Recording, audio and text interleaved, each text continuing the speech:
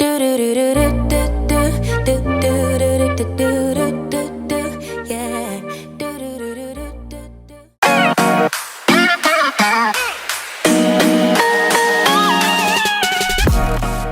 Hey my lovelies, welcome back to my channel. I am Deepa Simesi in case you don't already know, and in today's video we're going to be doing a 5x5 closure wig, a custom wig, and I'm going to be very explanatory on this video. I'm going to try my best to make it as detailed as possible. Okay, so first of all, I'm going to go ahead and put my dawn cap on my mannequin head. You can go ahead to use a mesh wig cap, whatever wig cap works for you. All right, so now I'm going to go ahead and place the wig cap where it's supposed to start on the canvas head. Your wig cap is not just supposed to be placed on your canvas head and starting from a certain point. There is a number it should start from. So is it going to start from 8 or is going to start from 9, depending on your client's hairline. But normally I like starting from 8 because that's like the universal, number. Okay, so I'm going to go ahead, place it on 8, draw it back, and then since this is a custom wig, I'm going to go ahead and use my head measurements to kind of fit it. So my front to back measurement of my head is a 14 inch, so I'm going to go ahead and measure 14 inch. You don't really need side to side measurements, ear to ear for a closure wig, so I'm just going to go ahead and tack the SS wig cap, and this is what it looks like after it has been tacked. All right, so I just want that wig to sit perfectly and fit perfectly on my head. So this is the 5x5 closure we're going to be using today. It's an HD lace. As you can see, we've not gone ahead to bleach it. We're going to go ahead and place our closure properly. You don't just go ahead and place your closure.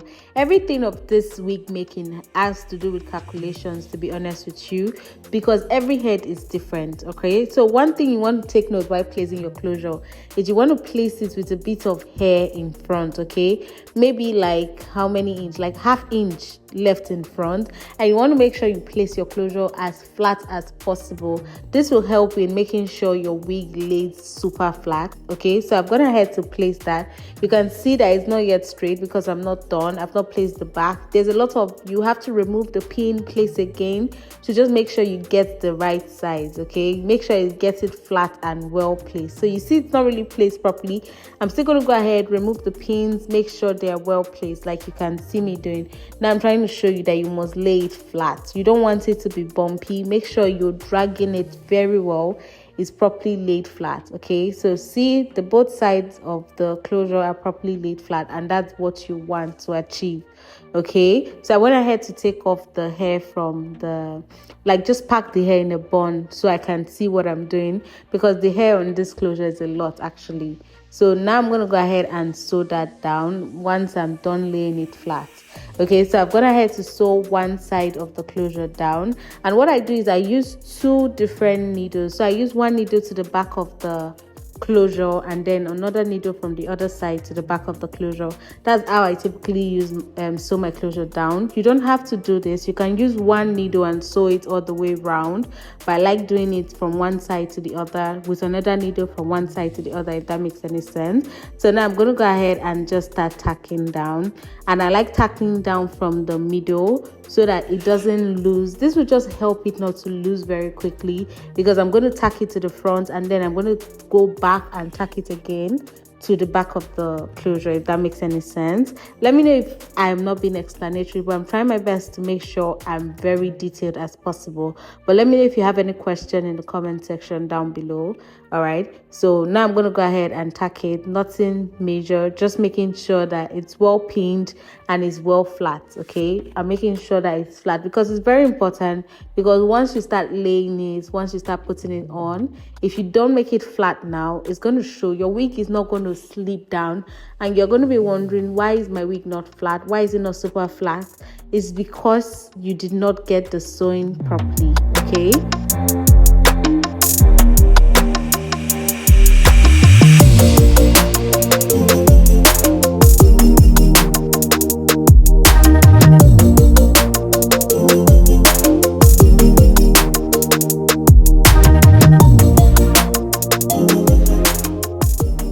So now now I'm done sewing down the closure, and you can see how flat it is from all sides. All right, I'm going to show you how flat it is, and then you can see how minimum the hair I pushed to the front is. Okay, so now we're going to go in with our guidelines on making the wig. This is just the guideline necessary if you're just starting out, to make sure you space out your wig properly. Okay, so I'm just using my tape. You can go ahead to use the 2-finger method if you don't have a tape. Okay, but I'm using my tape for this measurement, and I'm just doing it 1 inch by 1 inch. I'm doing it 1 inch because this hair, I'm actually using 300 grams, and if you're not new to hair making, you know that's a lot. That's like 3 bundles, right? And it's actually a lot of hair, so I actually need the spacing to be little, okay, so I can make sure all the hair fits in.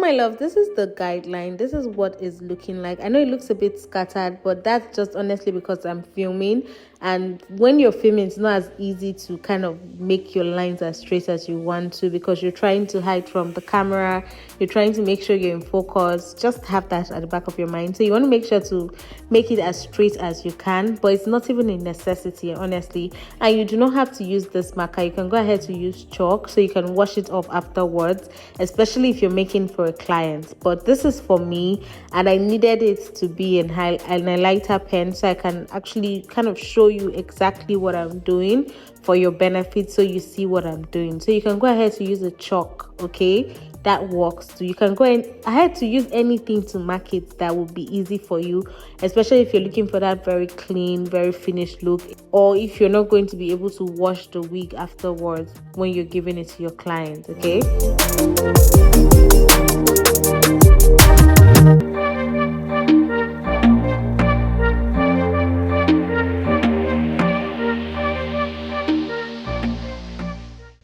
So now I'm going to go ahead and start tacking my extensions to my wig cap, and with this, it's just very repetitive, really.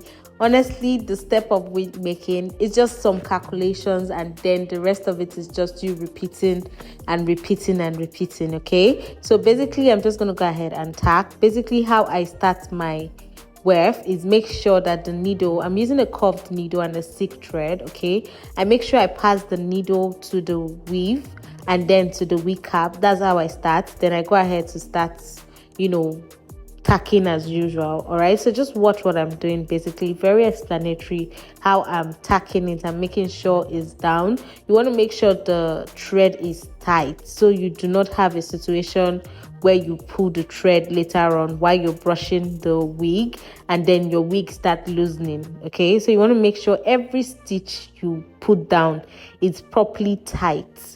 Okay, you don't want to have a situation once the wig start losing, like it's just for me though, going back and start sewing it again is very stressful for me, and especially if you're giving it to a client, you do not want that. That's something you should avoid, because obviously nobody's going to come back to you and give you the same service if the first one it wasn't good. Okay, so one thing I would like to mention is I do not cut my tracks until I get to the last track. Okay, until I get to the last mark, I do not cut my track. I actually flip them over, because I think maybe when I don't want to wear this as a wig, I don't like dealing with cut pieces, and I feel the more you cut, the more the hair can shed. Okay, so I hardly cut my pieces or my extension when I'm making a wig until the last part. Okay, I do not cut my extensions. So now I'm just flipping over. This is how I flip over. I make sure the thread is on top, and then at the bottom I make sure I grab the two extensions, because I'm using two weft. As you can see, I'm double tacking. I'm doing double wefting, right? Not single. So I make sure I pick the top and the bottom, and then I just go ahead to start sewing as normal. Okay, that's all you need to know, because I have had situations where I would just pick only the bottom or only the top one and leave the bottom and just forget that I was double wefting. But you want to keep that in mind always, to make sure you're always picking two of them at once.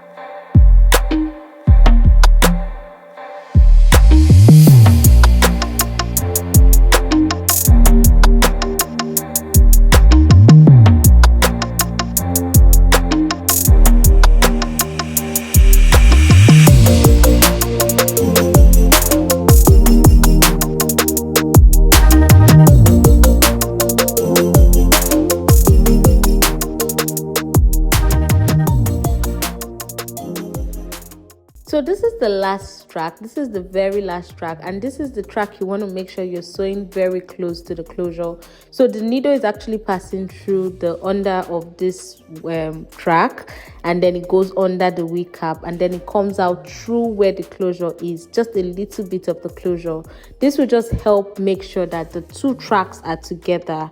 The closure and the track, they are very close to each other, because that's how you want it. This is what will help your track, or this is what will help your closure on your wig make it super flat, because once the track is on top of the closure, it's going to make it super bulky. It's not going to lay flat. But once it's close to each other like this, it's not on top, they're just laying side to side, your wig is going to appear super flat, and it's also going to look, it's not going to look scanty, it's going to look very full, because you know the bottom tracks are covering where it's supposed to cover, if that makes any sense. So like I said, wig making just takes a lot of calculations.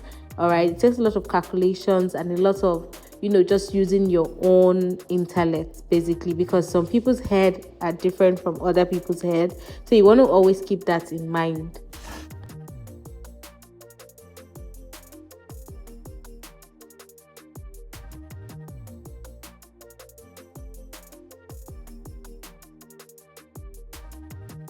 So my love, this is what the wig is looking like immediately we're done, with no styling at all. You can see how full it looks.